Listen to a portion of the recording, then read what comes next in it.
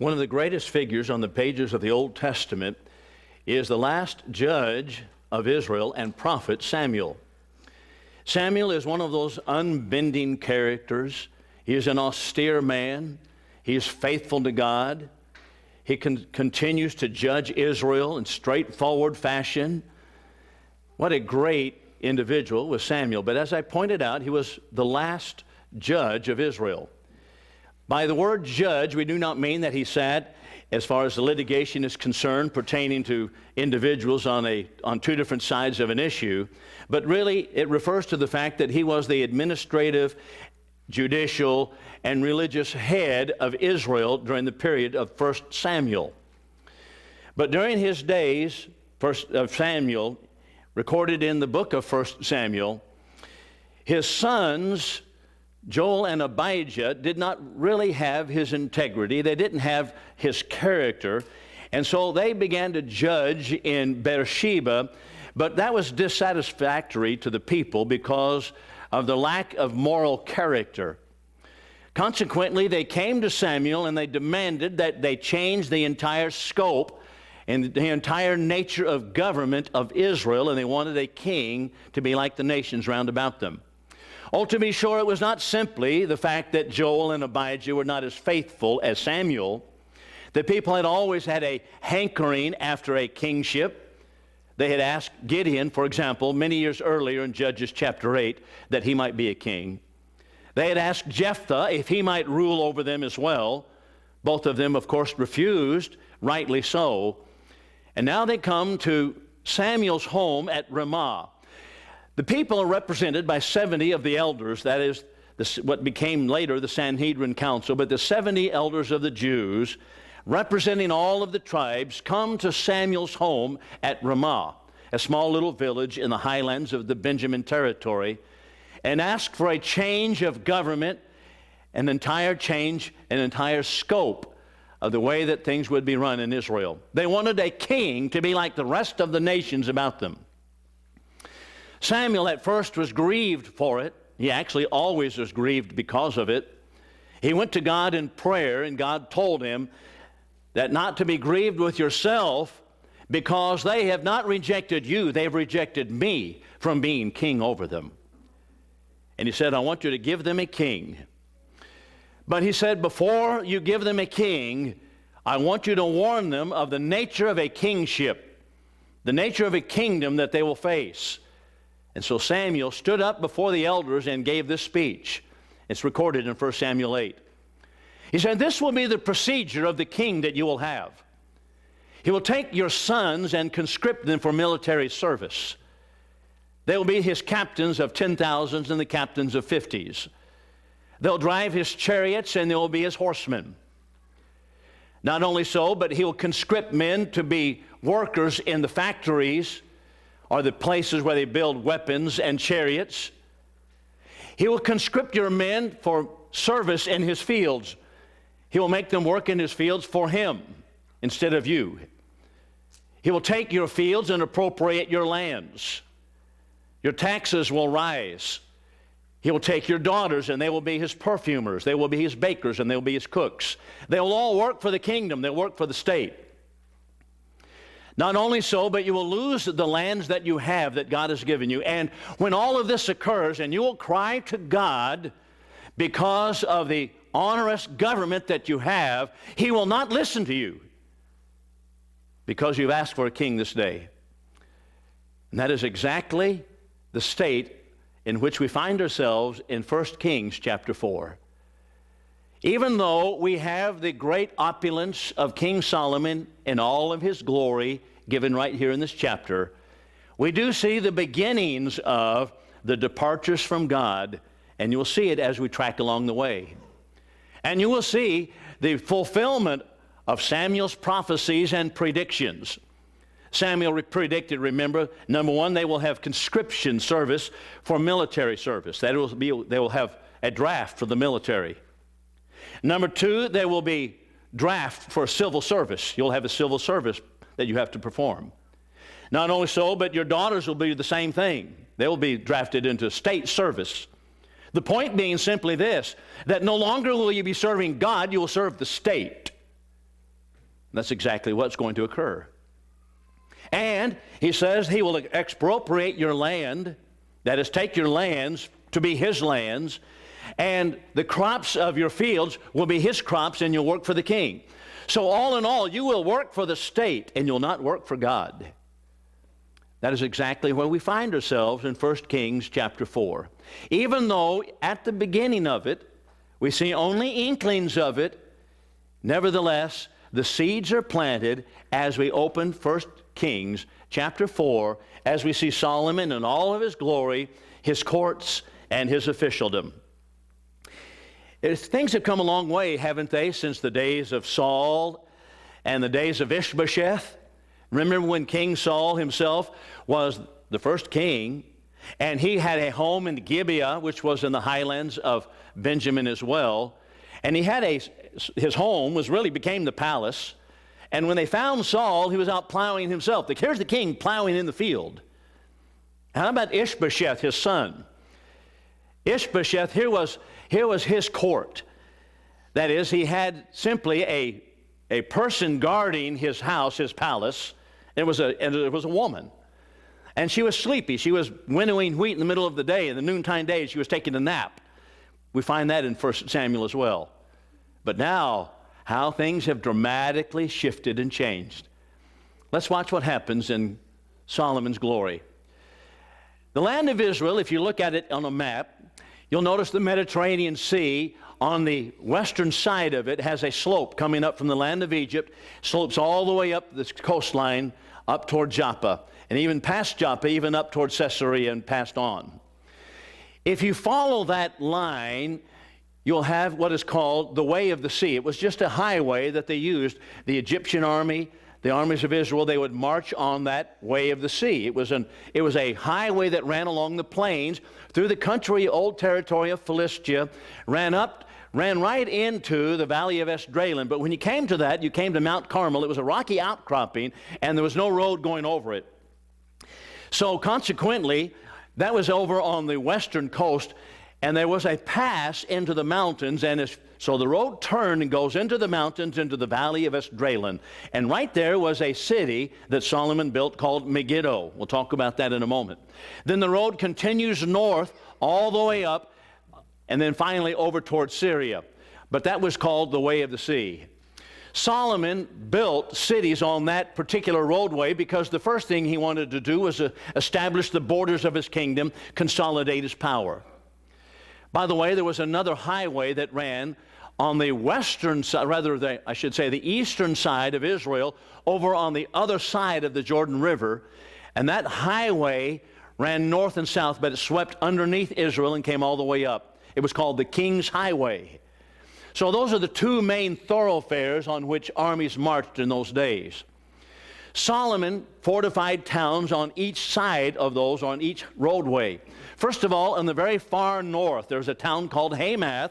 We're introduced to in 1 Samuel chapter 4, or rather 1 Kings chapter 4, that he solidified. Actually, we're told about it in 2 Chronicles chapter 8. In 2 Chronicles chapter 8, this is the only city, apparently, that the record gives us that he actually conquered, because Solomon was not a warlike king. But he conquered Hamath, which was called Hamath Zobah, and fortified it, and that was in the far, far north by northwest. If we come down on the map just a little bit, you come to another important town that he made and fortified called Hazor, H-A-Z-O-R. Of interest to us today is modern archaeology has uncovered Hazor, found out what a glorious city it had been in Solomon's day, and what an important place as protecting the borders on the north. It was right at the foot of Mount Hermon, beautiful mountain rising 10,000 feet just to the north of it. Then if you come down just a little bit further down the map, you'll come over back to the west to Megiddo. Here's one of the fascinating cities that Solomon built right on that highway as it comes right through the mountain pass into the valley of Esdraelon. Megiddo, he built a vast stables for his horses. Archaeology has uncovered it today, and they've looked at all of the stables, all of the horse accoutrements that are there, horseshoes and other items of chariots that have been uncovered by archaeology. all dating back to the days of Solomon. Because you see, Solomon had a standing army. That was something our founding fathers even worried about. A standing army. He had 12,000 footmen, and he had 1,400 chariots and over 1,000 people in the cavalry. All of these, of course, being kept in barracks around the entire country. If you come all the way down to the south, there are cities toward the south that he also fortified. One of the interesting cities that Solomon built, if you think about the map, Israel comes down to a point, all the way down to the Gulf of Aqaba. So think about the Red Sea for a moment, coming up from the bottom. The Red Sea has two fingers on it, doesn't it? You remember how the map is oriented. Has two fingers on it. One of them, back to the west, is called the Gulf of Suez. That's the one that Moses crossed. That's where the Suez Canal is. Then you have the Gulf of Aqaba, and Israel comes down and touches the Gulf of Aqaba. That is, only in its prosperous days. On the tip of the Gulf of Aqaba, the very far south portion of the land of Israel, Solomon built a fabulous port city called Ezion-Geber. Once again, Ezion has been uncovered by archaeology. They discovered not only did he build ships there, because Solomon sent ships all over the world.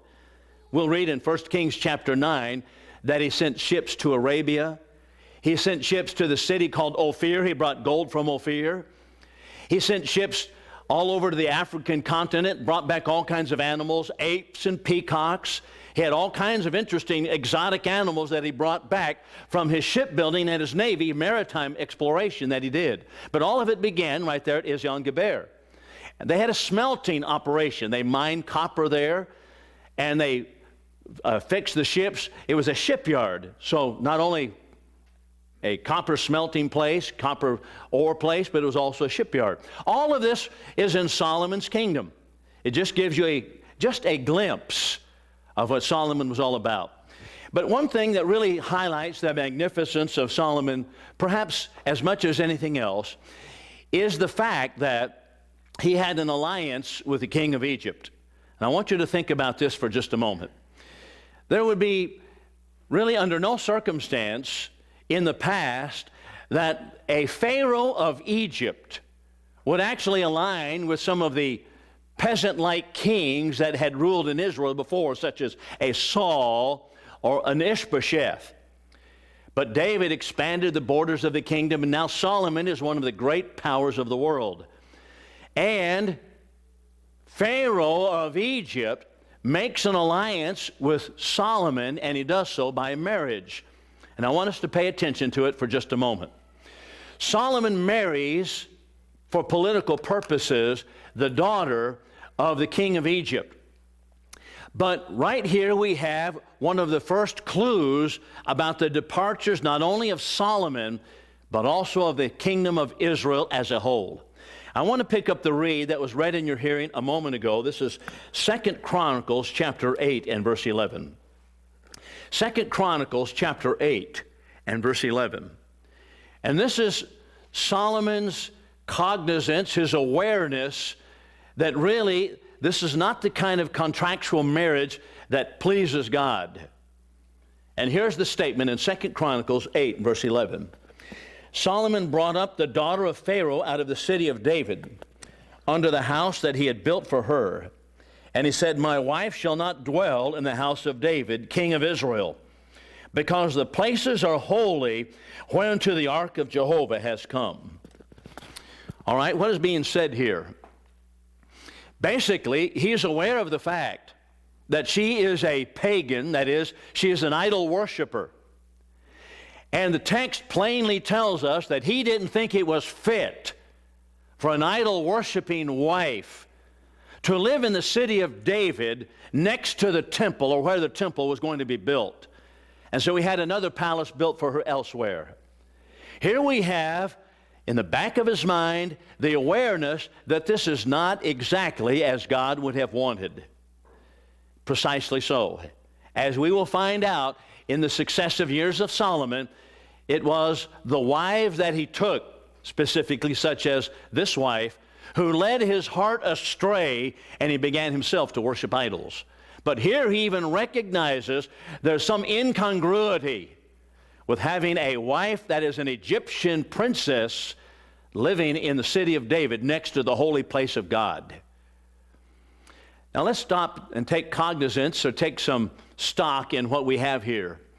Does the New Testament have anything to say pertaining to such alliances as these? We mentioned in Bible class this morning that Paul makes comment in 1 Corinthians chapter 9 that he has the right to lead about a wife. Paul himself was unmarried, but he says, I have a right to lead about a wife. He puts it in question form, but the answer, of course, is yes. But he doesn't stop there. The sentence reads this way, have I not a right to lead about a wife that is a believer?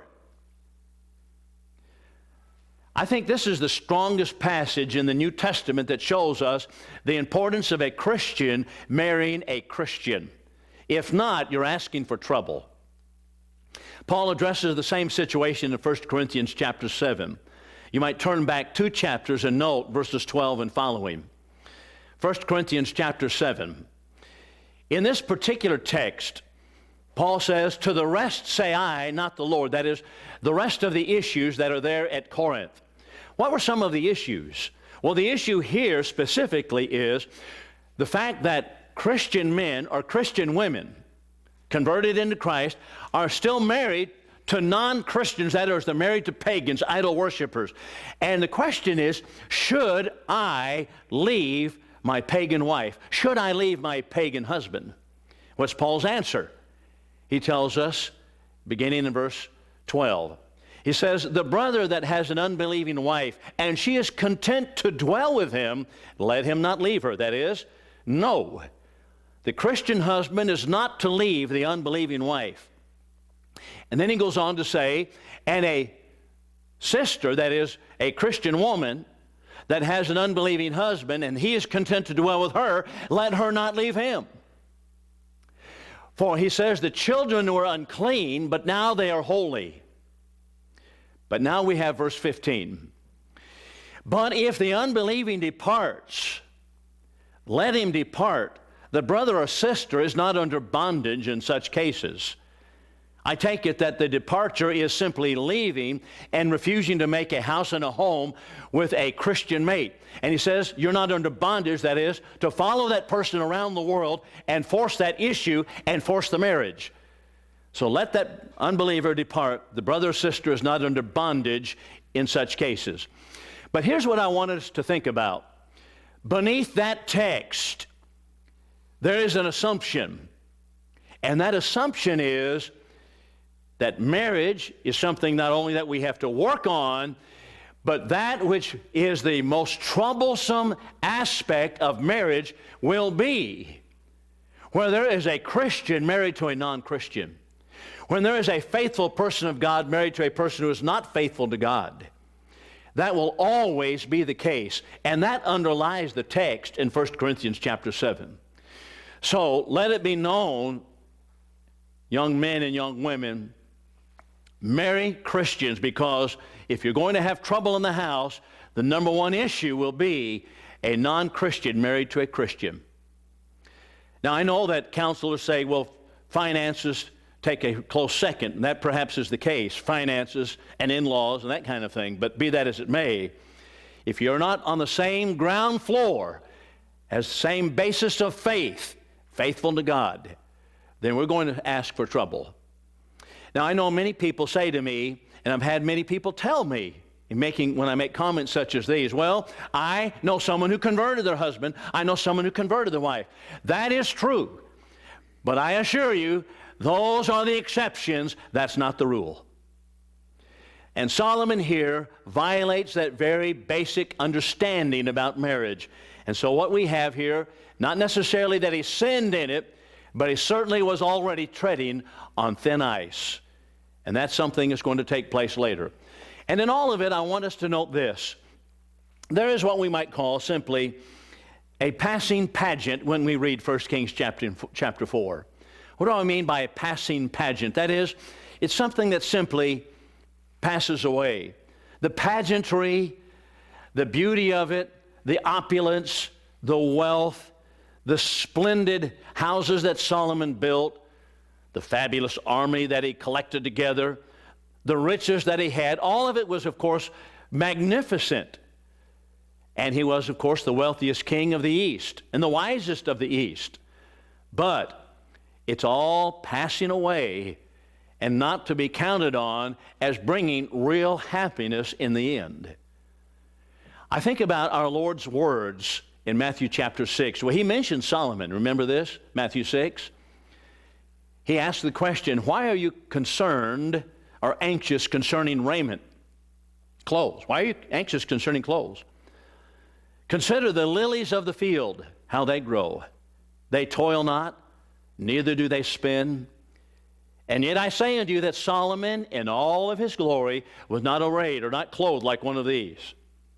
But if God does so clothe the grass of the field, which today is, and tomorrow is cast into the oven, shall he not much more clothe you, O ye of little faith? Be not anxious, therefore, what you shall eat, what you shall drink, wherewithal shall ye be clothed? Your heavenly Father knows that you have need of all these things. After all these things do the Gentiles, that is non-Christians, seek. That is, they put these things first. But he said, I want you to do what? Seek first his kingdom, his righteousness, and all of these things necessary for living shall be added to you. I cannot help but think about this passage when reading about Solomon's great wealth and magnificence of 1 Kings chapter 4. Jesus our Lord himself tells us Solomon was not arrayed like one of these. That is, God takes care of his own. I want you to notice a couple of other things, another two passages actually, both of them authored by Solomon himself from Ecclesiastes. He tells us the secret to living and the secret to happiness. Isn't that what people want today? The secret to happiness. That's what the book of Ecclesiastes is all about. He tries all these different elements of the world. He tries all these avenues to find happiness. And he comes out with, really, fear God, keep his commandments. This is the whole of man. That's chapter 12, verse 13. But in the midst of that, he makes this comment, and we need to pay attention very carefully to what he has to say. There is nothing better for a man than he should eat and drink and enjoy the labor of his toil. What does that mean? That means the accumulation of the things that you have. That is, you make your money, you make your living, you make your bread, and enjoy it. This is what God has given you. Solomon is telling you, be satisfied with simple pleasures in life. There's nothing better than simply to eat, to drink, and enjoy the labor of your toil. Now, he'll add something else a little bit later. Chapter 9 and verse 9, he tells us that there's nothing better than to eat, drink, and the labor of your toil to enjoy, and to enjoy the wife of your youth. Enjoy the family life. There is no greater avenue of happiness than to have what we need, to be able to work and to labor, to have some things that we have actually made and earned in our work, and be satisfied with the simple pleasures of life. Solomon says, that, then he tells us, is your portion in life. What does that mean, your portion? The whole idea of Ecclesiastes that Solomon tells us is that life is a sad enterprise. According to chapter 9, earlier in that chapter, he tells us that it's better to go into the house of mourning, sadness, than into the house of mirth, happiness, because that's the end of all men, and the living will lay it to his heart. That is, you better take life soberly and seriously. We all like to have fun. We all like to enjoy one another's company and enjoy life. But it's best that you take life a little bit seriously and soberly. And the reason for that is because he tells us in verse 9 now that he gives you your food, your drink, the accumulation of your goods, your wife, your husband. He gives you these things as your portion in life. That is, as a satisfying factor in life because life is so sad. In other words, God says, I know life is hard. I know it's sad. I know the end of all men is the grave. But to give you some happiness in life, enjoy those simple pleasures that God has given you. That's Solomon's advice. So we cannot help but notice, even though his great opulence comes before us in chapter 4, it is a passing pageant only. We might from there turn to his court. You find the officers in the court in chapter 4. Let's look at some of the names very quickly. The son of Zadok was the priest. Look at his cabinet. Compare that to the Ishbosheth. Remember, we mentioned him a little bit ago. He only had the little woman standing out in front who was the guardian, and she was winnowing wheat and taking a nap in the noonday heat. But now he has an entire cabinet. So the son of Zadok was the priest.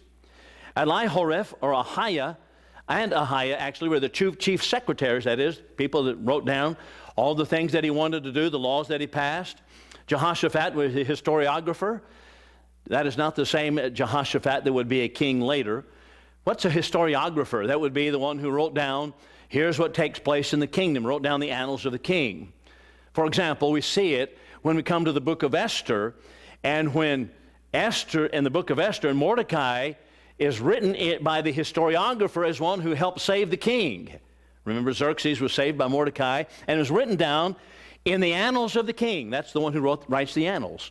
So they have the record of all that takes place in Solomon's day, and that was Jehoshaphat. Azariah was over the 12 prefects. Let's stop here for a moment. Solomon was a wealthy king, but he also was an exacting king. He divided the country into 12 prefects. Now, these are not the same as the tribes because the boundary lines didn't follow the tribal territories. He divided up the whole country of Israel into 12 districts. Why did he do that? Taxation purposes. He wants to know who's paying their taxes and who's not paying their taxes. And the 12 prefects are the 12 individuals who are over each different territory, these different zones. So if you live in a particular southern zone and you have this much tax to pay, there's a man that oversees it. And he has a bunch of officers that he has to go out and collect the taxes. And that's exactly what Solomon's about. Then we have the man by the name of Zabud, who is the king's friend. This is kind of interesting. We see here an appropriation of the name priest for Zabud. I think this is verses 5 and 6, where he's mentioned. He's the king's friend. That is a counselor to the king, and he's called a priest.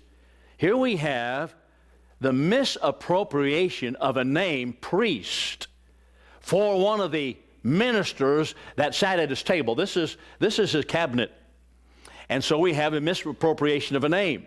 He was called the priest. Ahishar was over the household. In England, they were called the chamberlain. Now, a chamberlain over a household implies that it's quite a large house. There's a lot to take care of in the house, and this is the man that's over it. Then you have Adoniram, or Adoram, he's also called that, who is the tax collector. He is the man over all the prefects, and he is the head of the IRS for Solomon. Then you have Benaiah, who's the chief captain. But let's notice a couple of things as far as our interest is concerned and spiritual things regarding King Solomon. Number one, you'll notice in reading 1 Kings chapter 4, the absence of any prophet's name.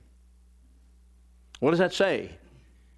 That says that we have the prophetic office now subsumed beneath material possessions. The first thing, and that is the most important, is the material prosperity of Solomon, and a prophet of God is far down on the ladder. So much so that he's not even mentioned. We don't meet a prophet in Solomon's day until he departs from God toward the last of his life, and a prophet comes to him and exposes his sin. But right here, we don't have a prophet mentioned at all. Number two, the priests themselves become subordinate. Earlier in Israel, you might think back, for example, to David's period. David had Abiathar as the priest, and he would be his counselor, and he would ask the priest, who would, of course, consult the Urim and Thummim to find out what David ought to do in going to war. And the priest, Abiathar, had a chief role in negotiating and a chief role in making decisions for the king. But you don't have that in Solomon's day. That's gone by the wayside. Now the priest, of course, Zadok, and Abiathar is mentioned as well, even though he has dismissed Abiathar by this time. Abiathar and Zadok are mentioned way down the list, and that is, they have now taken subordinate positions. And that says something pretty strongly, and that is that the priests from now on, the religious leaders, are simply going to be stamp of approvals to the king. That's all they're going to be. No longer guiding the king, no longer convicting the king, but now the priests are going to be subservient to the political machinations. What is going on in America mirrors this exactly. We have it exactly. The churches and the ministers are mirroring what's taking place in the political realm, and they're rubber stamping what's going on. It's exactly what was going on here in Solomon's day. The priests now are subordinate. They're not standing for God. They're not standing for principle. They're not calling to his mind the departures that he's making. They're actually simply rubber stamping what he does. And that's what's happening in the churches in America. And you wonder why the churches are in trouble? That's why. Same thing happened in Solomon's day. Solomon's brothers are mentioned, and the reason I mention that regarding Nathan and his brothers is because Nathan was one of his brothers himself. And it does show us the kindness of Solomon's heart, that he allowed his brothers to remain. Now, we need that information because we saw earlier that he exterminated Adonijah, his older brother, earlier. But that was not a case of jealousy for the throne. That was not a man who was trying to secure his position to the throne. That was simply the punishment of God that he was enacting. And he himself was kind-hearted to the rest of his brothers. And that meant something. Why? Because in the Eastern monarchies, the family of the king, even though they might be half-brothers and half-sisters, the family of the king, these were those whom you had to watch most carefully, because they were the ones who might easily step into the throne room, have you assassinated, and take your position. But he allowed his brothers, and Nathan even had a position in court, all of these brothers to remain. Then there was the chamberlain, which we mentioned, over the tribute, and I've talked about the expense of the king. He had a tribute, a large tribute. We'll talk about that in just a moment. Let's think about the lessons that we gain from all of this. Number one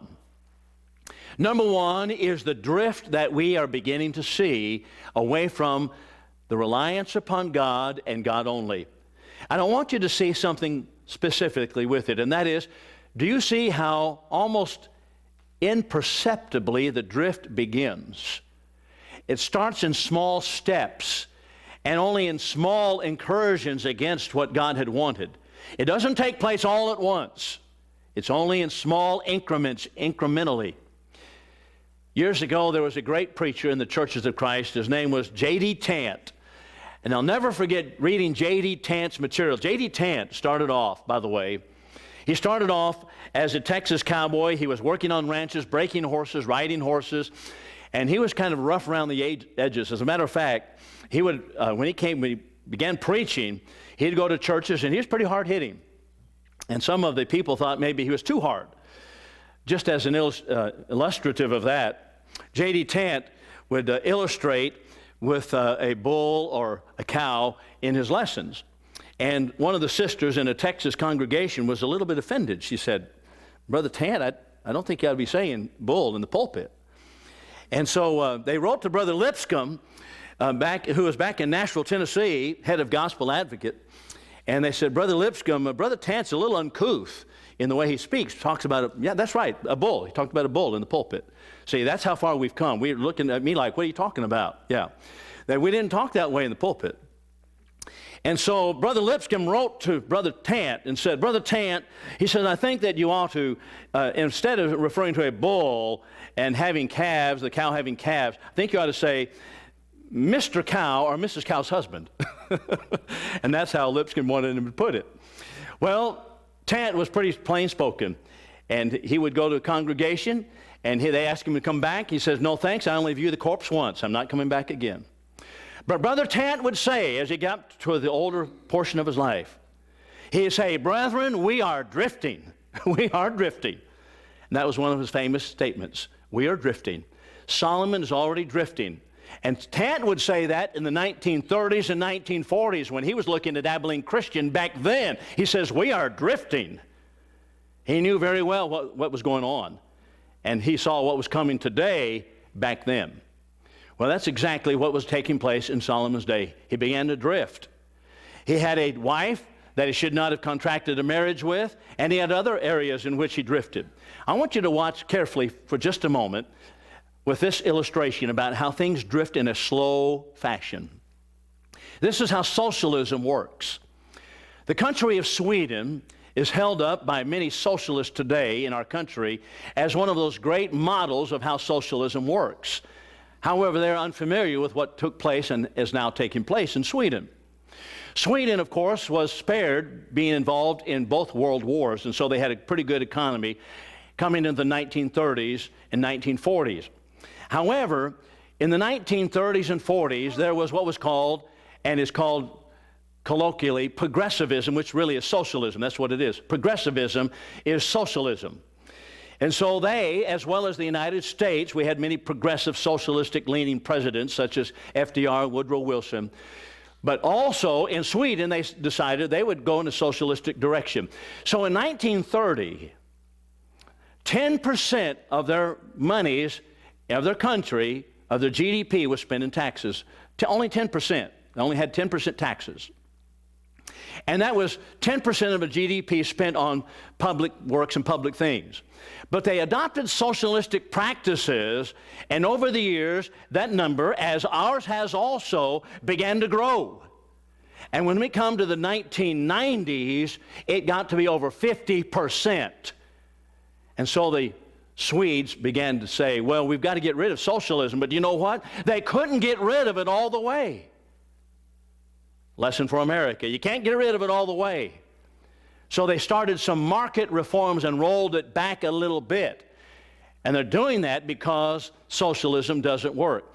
But it does show you that it takes 1, 2, and sometimes 3 generations for errors and inimical ideas to take root and begin to move the people in different directions. And pretty soon, the Swedes themselves didn't even have a good work ethic. And that's what happens when you have socialism in a country. And when we see it in our country today, that's what happened. But it began way back in the 1930s when we adopted socialism and socialistic practices. That's exactly what's taking place with Solomon's day. We're seeing a drift, and the drift is going to be slow working, but it's going to move and it's going to eat, and pretty soon it's going to end up in the destruction of the country. Number 2 is materialism. You cannot help but be impressed with the fact that materialism takes the first place in all things. God blessed him, to be sure, but nevertheless, Solomon recognizes, even in the book of Ecclesiastes, that material possessions do not make a people happy. And so though they were wealthy, they had established their borders, they protected the borders. Material possessions do not make individuals nor a country happy. What makes them happy is following the laws of God. And finally, notice this, innovation. The innovations that occurred. We've mentioned one innovation already, but let's notice another. Something I haven't mentioned yet. According to Deuteronomy chapter 13, God had said they're not to have a king that would have horses in his cavalry and pulling his chariots. They're not to do that because he didn't want them to rely upon an army to protect them. He wanted them to rely upon himself for protection. So he forbade a cavalry, he forbade chariots being drawn by horses in Deuteronomy 13.